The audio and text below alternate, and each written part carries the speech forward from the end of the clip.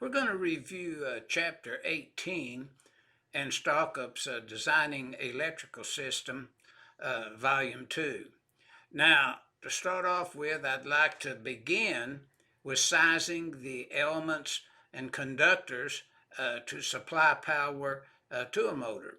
Now, we're going to focus on figures 18-2.1 and 2 from Chapter 18 of the design book. Now, notice in the illustration we have a lot of information given to you, but before we start talking about and explaining this information, I would like to refer you to 430.6 A1 and A2 of the NEC, starting on page 332 and 333. Now, 430.6A1 refers the user of the code to obtain the full load current rating to size all the elements to a motor except the overloads by referring to table 430.248 for single phase full load current ratings and table 430.250 for three phase full load current ratings. Now, we want to keep that in mind. And then, of course, the next step, if you forget exactly where to go to these sections to obtain the information you need to design elements and conductors and things to different types of motors, refer to the table of contents on page 4 of the NEC. And your subject there is going to be motors. So you'll select the article 430 for motors. Coming out the gate, you're going to size conductors to the motor. So we're referred to Part 2. 430.22 would be your section number when you scroll down in Part 2 to 430.22 on page 313. And right in the third line of that paragraph, approximately, the 125% rule is given, and based upon this information, I would like to review the bottom of the illustration 18-2.1 in Chapter 18 of Stallcup's design book, and notice sizing the conductors, it'll refer you to 430.22. But it also states that we must apply the golden rule, 310.14A3, informational note 2, which says calculate the load. And after you come up with a full load current rating based upon the 125% rule, you'd select the conductors from table 310.16.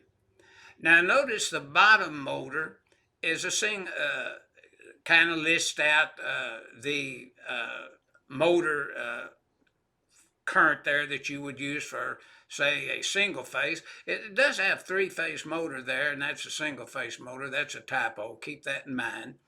Now, at the very top of the illustration, we're going to pick up this three-phase 50 horse 460 volt motor. It's a Design B type motor, and the nameplate is 62 amp.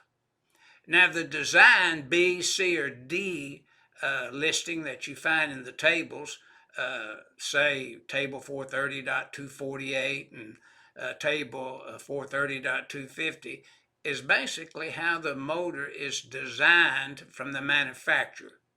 We'll pick up lock rotor currents and design letter currents later on in this presentation. But right now we're concentrating on the conductors. So the top motor, if you, in the illustration, look to the left, and it's 460 volt is our power source. The motor is 460 volt. It's a design, and we're going to say it's a Design B, and the nameplate current is 62 amps, and we know from 430.6A2 on page 333 of your code that this nameplate is only used to size your overloads. The table currents, by instructions given to us in 430.6A1, around page 332, instructs us to use the full load current ratings from the table. So with that in mind, let's take a look at the next illustration that we have here, and we'll focus on the three-phase motor to the left. And notice it states 430.6A1. Now we're looking at step one, so I don't go get ahead of myself too far here with you. But we're finding the full load current in step one of the motor. As instructed, as you see 430.6A1 in the illustration, which refers you to table 430.250, and based upon a 460 volt three-phase motor, we're going to pick up a full load current rating for that 50 horse of 65 amp. Step two now, we can go to table 220.3 as well as the table of contents, and we're referred to part 2 of Article 430, and you just scroll down 2 sections to 430.22 as you see in step 2, and we pick up the 125% rule times the 65 amps, and we come up with a total amp rating of 81.25. Step 3 now, selecting the conductors. So again, the golden rules applied here. 310.14A3, informational note 2 says, based upon the calculated load of step 2, the 81.25 amps requires a number 4 conductor from table 310.16 that gives us a amperage rating of 85 amps in the 75 degree column, and that's what we're going to use here is equipment rated for 75 degree C terminations, which we got into in the previous sessions and sections that we looked at in our design book previously.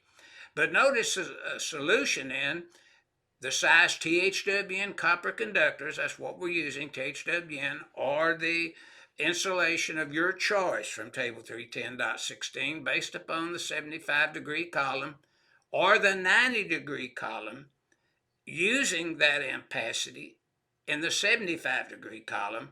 We come up then with a number 4 conductor using THWN rated insulation, so we would use a number 4, and in doing so now, figure 18-2.2 shows this calculation, sizing the conductors for a three-phase motor, NEC 430.22. So we have picked up our three-phase calculation here for our motors using a 460 volt motor and a 208 volt motor. So keep that in mind. And when you size the conductors, we're strictly looking at induction type motors up at this point.